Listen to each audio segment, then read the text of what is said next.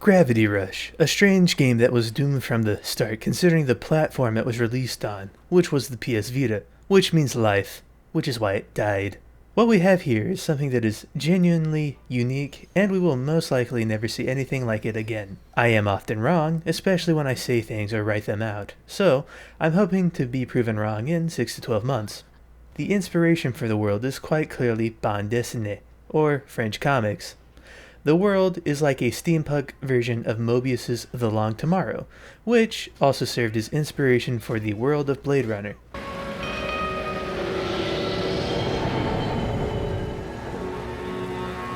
So, we have some absolute titans of art design as a jumping off point for the game, and it shows.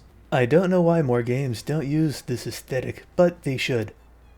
Though the game was designed for an ill-fated console, they made a remastered version for the PlayStation 4 in, February of 2016. I guess it's been a while.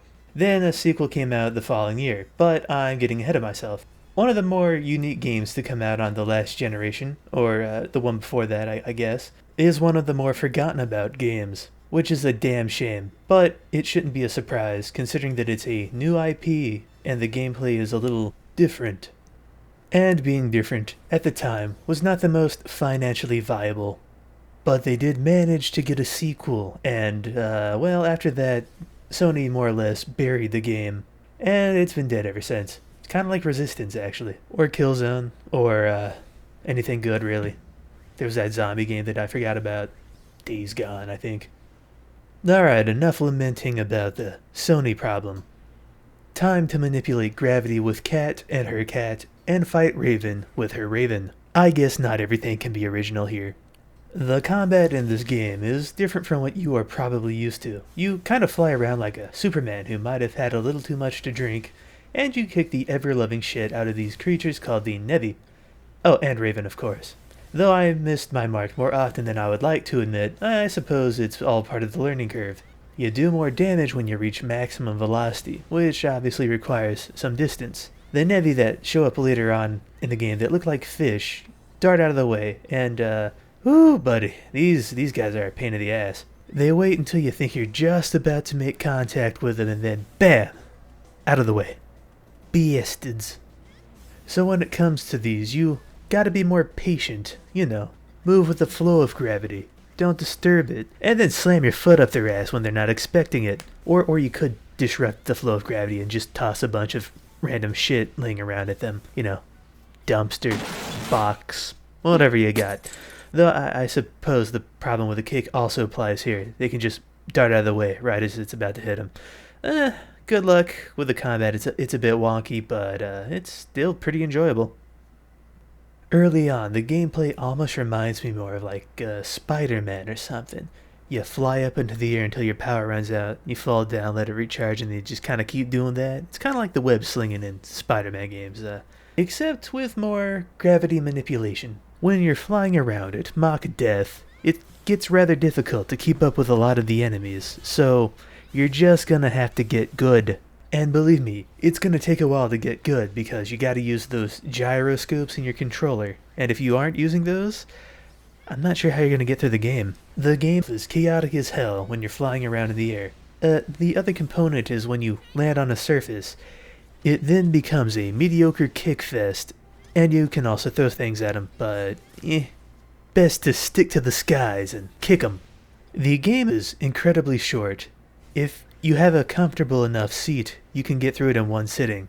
Though I would suggest you stand up a few times, stretch your legs, get the blood flow going. It took me roughly 6 hours to complete it, so maybe a little longer, maybe a little less, depending how good you are. Supposedly there was supposed to be another part to this game, but they either ran out of time or money. Or both. As I said earlier, this game kind of feels like a Spider-Man game or a Superman game. However, the world design and the characters are what really draws you in. It's not exactly like anything else you've played, or at least it's not like anything I've played. It should go without saying that a lot of people don't remember this game. Perhaps it was mishandling of the IP, or perhaps people just didn't quite click with the game at the time. It could also be that the game isn't very good and I'm just incredibly biased for some reason. I don't think that's true though. However, I could see that somebody would be off-put by the controls of this game, because if you aren't using them gyros like I mentioned earlier, you're not playing the most optimal way. And as a gamer, I understand that learning something new is off-putting and disgusting, and it should just be like everything else. But if you take the time to actually learn how to play it, it will take you a little bit of time to readjust your brain, but after that, it is pretty good. As I stated in the beginning, the inspiration for the art direction and just about everything else in the game came from French comics.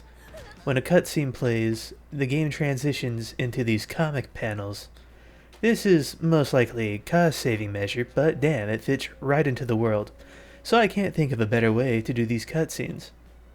Also, when you're flying around the town and you want to go to a different part of the city, the outline of the buildings is off in the distance, and as you get closer, it comes more into focus. Those lines become more refined and detailed. You get the texture to come in. And this isn't ugly, it's almost like Silent Hill, and how they added the fog. Wait a minute. It's all making sense to me now. I know your game, buddy. This game oozes about as much style as an Atlas game. Although some of the 3D models looks like a younger version of yourself decided to model a character out of chocolate and left it in the sun for a little too long. Not everything is perfect. Actually, I would say nothing is perfect. And yet, it's still beautiful to look at. Just don't look too closely at those NPCs. You might have nightmares for the rest of your life. The story for this game is fun. I know, hard to believe. The characters aren't made to be as annoying as possible. Xenoblade. They don't overstay their welcome. None of the characters here are all that original, but they fit right in. Cat is an innocent and naive character that only wants to help the people of Hexyville. Hexaville? Whatever. Though the citizens here always ask her for help, they always seem to get mad and blame her for all the wrongdoings that happen that aren't her fault. Despite being blamed for all this, she doesn't stop helping because she's too kind-hearted. So, the people in this town are about as kind as they look, which is not at all. So, let me start from the beginning and give you an abbreviated version of the game. If you care to stick around, that's cool. If you don't, I get it. Have a good one. This is primarily for a certain individual that I know that has a pachinko addiction, and you are required to stay. The game starts off with an apple falling from the tree way above the town. It bounces, and then finally lands on Cat's head. One of the townspeople needs help because the Nevi are attacking, and his boy is currently not in the best of positions. Cat, being the helpful and naive person that she is, goes in after him. This is when the game teaches you about gravity manipulation and the shifting abilities. A large hand comes out of the time sphincter and grabs a police copter, trying to help out. Cat swoops in, saves the boy, but leaves the poor policeman to his demise. The boys return to his father, but their house falls off, and the boy and the man blame Cat for destroying their house. Ungrateful little shits. Cat continues, carving out her little place in this town. But first, she must find a place to live. And it just so happens that there's a vacancy in the sewer outlet with her name on it. The next mission teaches you how to use some of the abilities while getting furniture. And while exploring the town, we get to know the townspeople a little bit better. They're not very likable. And we slowly get items to make the sewer into our nice little home. What can we do at home? Well, you can change costumes when you do the DLC missions, you can save, and fast travel. That's about it. Cat continues helping out the ungrateful populace, and I cannot for the life of me figure out why the citizens would loathe Cat so much. I mean, she is helping and not doing anything wrong at all. The next mission has some bad guy named Alias, who decided that he wants to take a gigantic gem that was really important. Sid creates a candied version of this gem, and Cat aids in swapping it out. I'm sure there's no conflict of interest here. This leads to Alias getting his grubby little hands on our precious little stone. It was all for naught. Cat continues helping the town and stumbles upon a pocket dimension that was just kinda laying under the city. This is where Cat finds an old guy who claims to be the creator. Cat acts like he's a crazy old man that is, crazy. And then bam, back to the village. And wouldn't you believe it, the crazy old guy appears here as well, and then he flashes Cat. That's pretty hot. Through the public flashing, Cat somehow ends up in another place, and we must follow the flowers. You alrighty then? After some Nevi murdering, we find ourselves a little boss battle that leads to us recovering one of the lost chunks of the city. This is a pretty cool area. It's the Night District. It's perpetually dark, and it has some pretty great music to go along with it.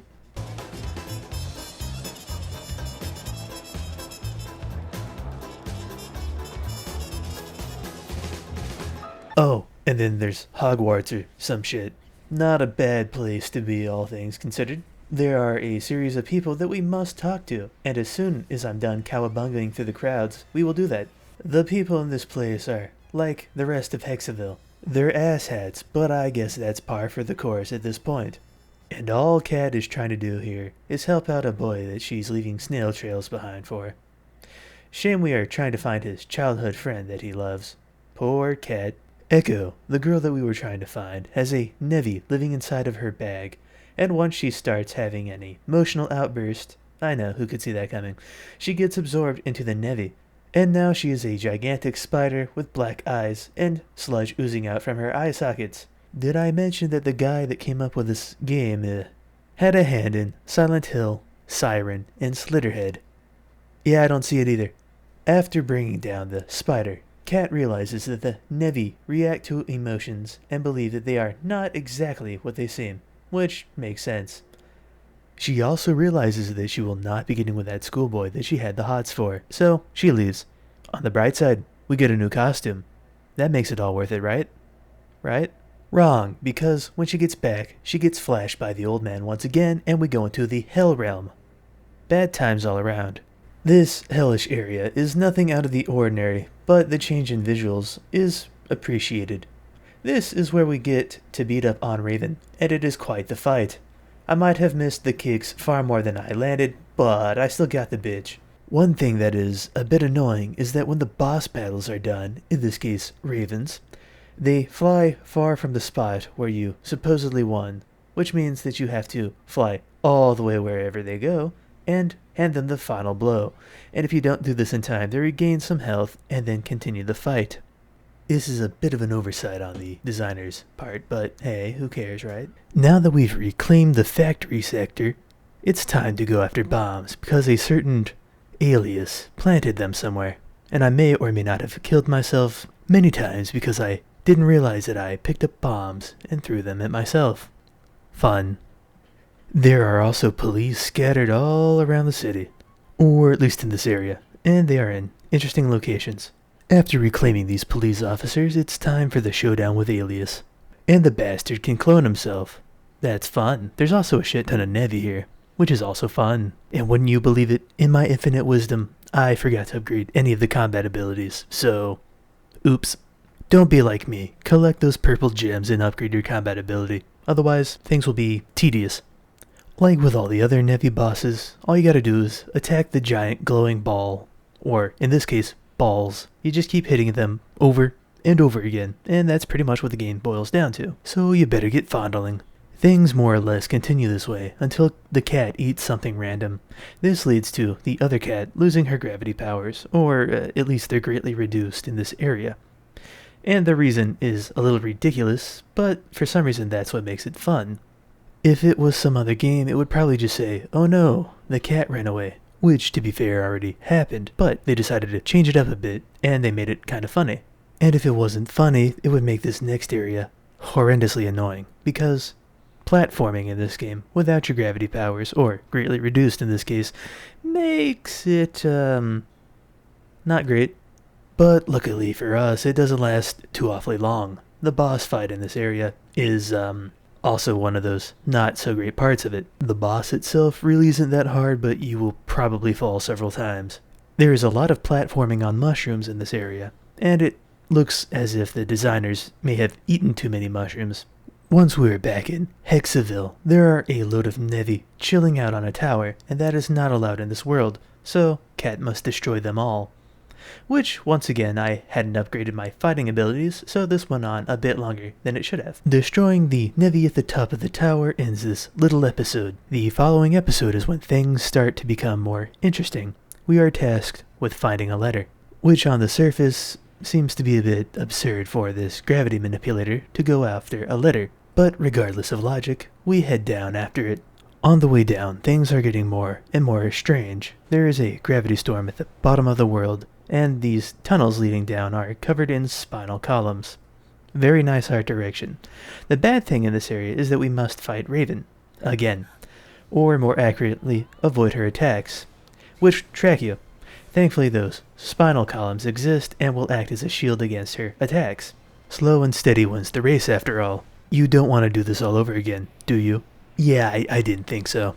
And after slipping by Raven, Cat gets captured by some kids. This is where things start to get interesting, and the inspiration behind this is, well, rather obvious. The kids have been down here for some time. Their bus fell off of the town, and nobody decided to come look for them. Who would have thought that Hexaville doesn't give a shit about anybody but themselves? Cat gets put into her place by the tribal leader, who steals the cat, and then puts the most inept person on guard duty. She falls asleep almost instantly. I get that these are kids and they don't have the best judgment, but I'm still judging them.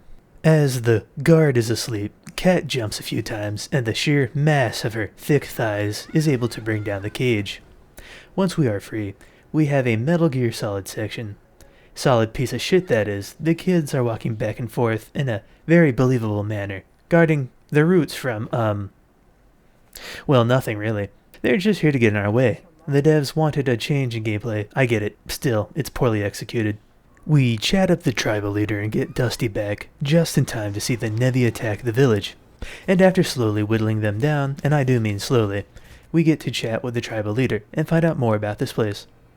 As I said earlier, they came from a school bus that fell over the edge. This is several kilometers down, so I'm not exactly sure how they managed to survive that fall, but it be what it be. Not to mention their location doesn't exactly seem like the kind of place you can fall from the city. Neat. Enough of all this talking crap, let's kill something. The big bad Nevi shows its head, and time to team up with Raven and take the bastard out. Cat must distract the eel Nevi, while Raven flies around finding large bulbs to drop on top of the shell, so it can be broken. In other words, she's doing absolutely nothing. This isn't the most challenging of bosses, so it should be a breeze. It's still pretty cool though.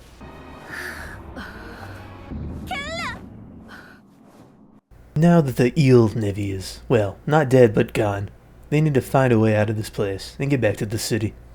Raven is looking for a magical device that can get the kids out of here. It's like a short bus or something. Cat comes across the narcoleptic that was tasked with watching her, just hanging out on a tree far away from the village with no clear way of getting here. This should raise a few questions. The girl is possessed by the creator or something. Cat looks into her eyes and is taken to a bland-looking world. I wouldn't dare call this a puzzle, but it's puzzle-like, or puzzle-ish.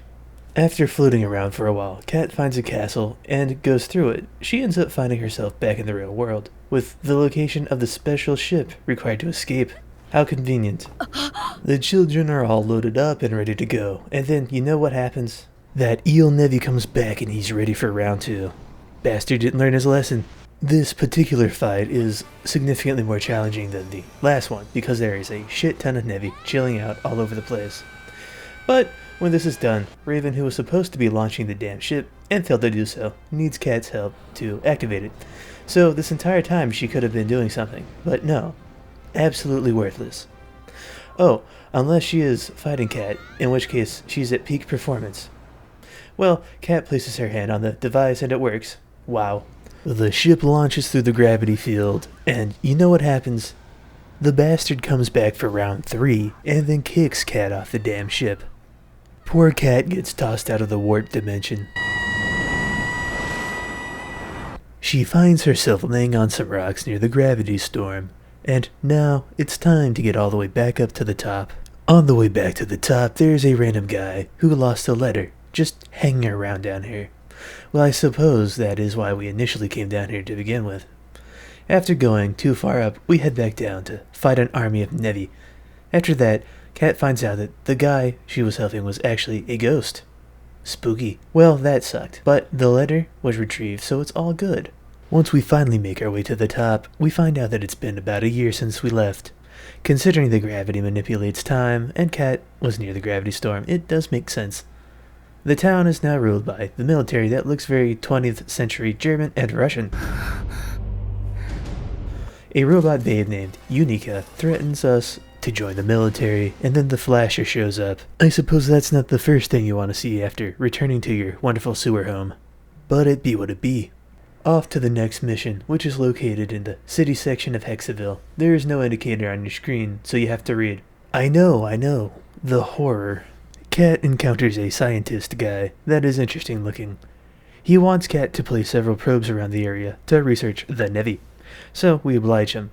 Unfortunately for me, the first point I go to is on the underside of a building, which wouldn't be so bad, but the Nevi attack. So I dropped the probe into the abyss as I kicked the shit out of the Nevi, and then I had to go back and get the probe once again. The fight is a little prolonged because I kinda suck. Regardless, we do this 3 more times, and apparently the probes attract the Nevi. Nice. The game psychs us out with another probe, but then the scientist says that, oh, I just had that laying around. No, you didn't. And you want to know what happens to all those probes that we spent all that time placing down? Yeah, the scientist blows them up. Yay. Kat points this out and says, why? Why did you do that, buddy?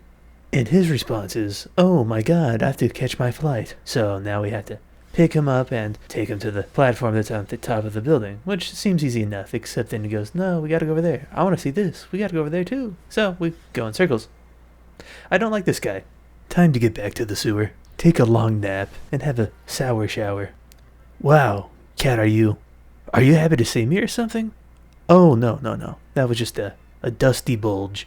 Elias is back. We gotta collect all the dusties that ran away and fight off hordes of Nevi. There is a funky effect that makes the game feel like it's slowing down in parts, but must be a dream. Oh yeah, it is a dream. When Kat is up, it's off to the city center. Ice cream and the unveiling of a new anti-Nevi weapon. Naturally, the Nevi attack, and Kat must fight them off as the new ball of death shoots at her over and over again. Unica, the robot babe that threatened us, is back to arrest us for interfering in a military operation. Sure thing. This is a boss fight, and she is a pain in the ass to keep up with. And it is, by far, the fastest enemy in the game. I managed to get her pretty quickly. However, this is a false victory because the bitch sucks up our Kat and freezes Kat in carbonite. What a bad loser. However, our pal helps us out within 5 seconds. We find out that the anti-Nevi ball is actually just a Nevi ball. You know what that means. Boss fight. There are several phases to this boss. The first one is particularly irksome, but the subsequent ones are a breeze. The Flasher shows up to help us and craps out the transport ship with the kids and Raven. So now we have backup. Both Unica and Raven aid in stopping the ball of death from mething out long enough for us to kick its ass. Once that happens, the game pretty much just ends. The day is saved. Good job, everybody. The story is tight and short, much like a novella. It's clearly missing an ending, but that was what the sequel is for.